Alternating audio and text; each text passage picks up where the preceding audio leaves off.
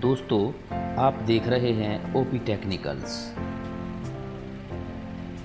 बुंदेलखंड में एक कहावत है, काम को लपेटना, जिसका जीता जागता सबूत है NH 39 पर रोड निर्माण कंपनी द्वारा बनाई जा रही नाली का काम। यह काम को जल्दी करने का एक आसान तरीका है। देखिए, पानी बरस रहा है और काम चल रहा है। देखिए दोस्तों, काम को कैसे लपेटा जाता है।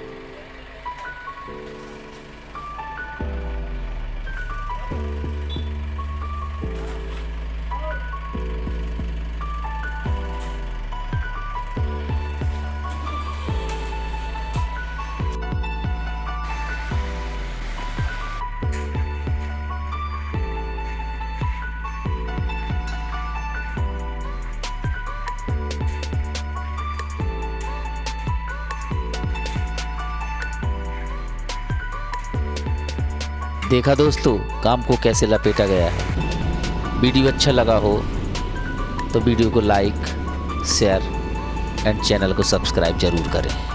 धन्यवाद।